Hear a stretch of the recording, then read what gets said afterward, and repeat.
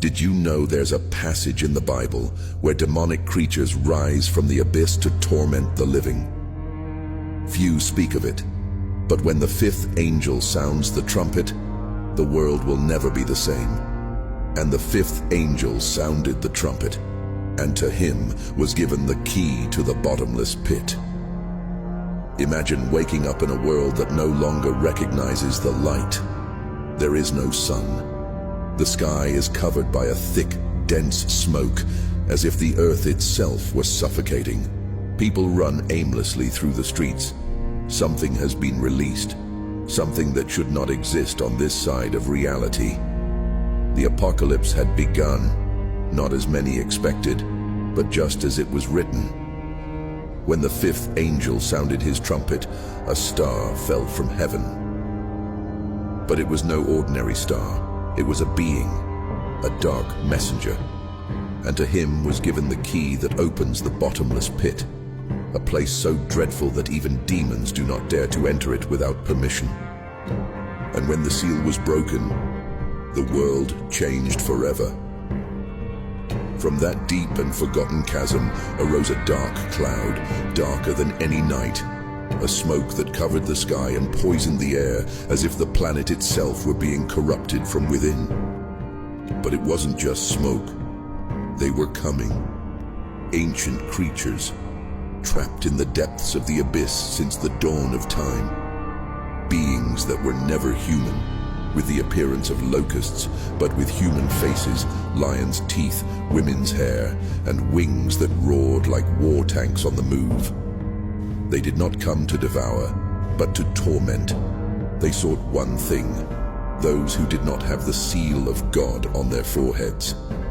For 5 months, they would not kill, but they would wound, a pain so intense that men would long for death, and death would flee from them. Have you heard of this? Probably not. Few speak of what's written in Revelation 9. Few want to face the reality of what's to come. But if you've made it this far, maybe you sense that something is not right with the world. Maybe the abyss is already opening. And this is only the first trumpet of chaos. Because when the abyss opened, the silence was shattered. The earth didn't just tremble, it groaned.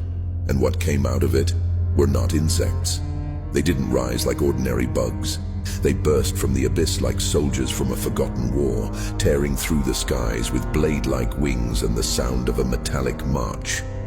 The air vibrated with a hum that seemed to come from every direction, an invisible roar that pierced eardrums and silenced prayers.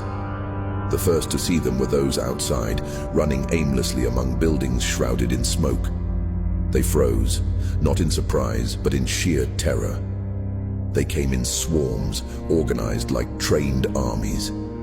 They had the form of locusts, but their shells gleamed like armor forged in the fires of hell. Their heads bore human expressions, with fixed, empty eyes, as if they had already gazed into judgment itself. Their teeth were like the fangs of starving lions, and their long hair whipped in the wind as if mocking humanity's last fragments of sanity. But the most terrifying thing wasn't their appearance. It was what they could do. They didn't destroy crops. They didn't attack animals. They hunted people. But not all. Something stopped them. An invisible boundary, a mark they seemed to recognize. The sealed. Those with a faint glow on their foreheads, a divine signature that made them untouchable. But the others had nowhere to run. Men screamed, women hid in ruins, children cried without understanding why the sky seemed to be screaming. And when the locusts found a target, the torment began. It wasn't death, it was worse. The pain came in waves. A sting like that of a scorpion pierced both flesh and soul, unleashing an agony that made hearts race to the brink of bursting. Minds lost their grip. Time froze. With every second, the desire to die grew stronger, but death fled. And they returned. They always returned. For 5 months, there would be no rest. For 5 months, those without the seal would be hunted night and day. The world became a prison without walls, watched by demonic eyes. The question was no longer, how do I escape? It became, why wasn't I sealed? Because there, beneath the darkened sky, a new truth took hold. Either you belong to God, or you will be hunted by those who belong to the abyss. And when the torment finally ceased, when the sound of those demonic wings vanished into the air, many looked to the sky, searching for a sign of peace. But they didn't understand what it truly was. Not relief, but an intermission. The sky returned to silence. But a thick, oppressive silence, a dark sigh before the scream, 5 months. That was the time given to those demonic beings to tear humanity apart from within.